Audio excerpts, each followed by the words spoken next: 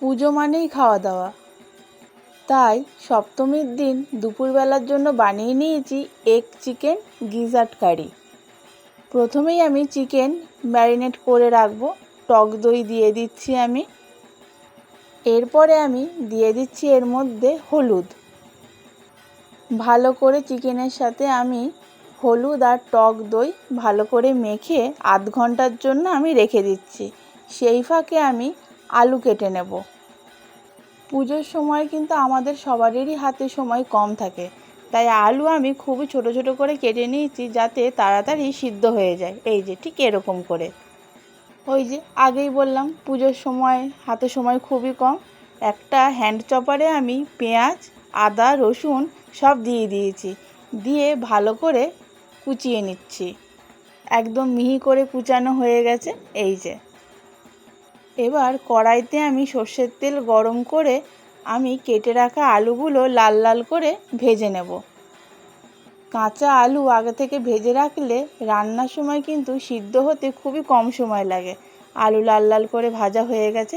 এবার আমি একই তেলে সিদ্ধ করে রাখা ডিমগুলো ভেজে তুলে রাখছি। এই যে এবার আমি ফোড়নের জন্য সাদা জিরে আর একটা বড় তেজপাতা দিয়ে দিচ্ছি। ফোড়ন থেকে গন্ধ বেরোলে আমি এর মধ্যে দিয়ে দিচ্ছি আগে থেকে কেটে রাখা ওই পেঁয়াজ, আদা, রসুন কুচি। খুন্তি দিয়ে খুব ভালো করে নাড়াচাড়া করে নিয়ে আমি এর মধ্যে দিয়ে দিচ্ছি টমেটো কুচি। খুন্তি দিয়ে খুব ভালো করে মিশিয়ে নিচ্ছি। যখনই দেখবো এর থেকে কাঁচা গন্ধটা আর বেরোচ্ছে না, তখনই আমি এক এক করে সব ঘরোয়া মশলাগুলো এর মধ্যে দিয়ে দিলাম। স্বাদ মতো লবণ, হলুদ গুঁড়ো, কাশ্মীরি লঙ্কার গুঁড়ো, ধনে গুঁড়ো, জিরের গুঁড়ো আর দিয়ে দিয়েছি আমি এর মধ্যে গরম মশলা গুঁড়ো। মশলা যাতে না জ্বলে যায় সেই জন্য অল্প পরিমাণে জল দিয়ে দিয়েছি। এবার আমি এর মধ্যে দিয়ে দিলাম ওই মেখে রাখা চিকেনটা।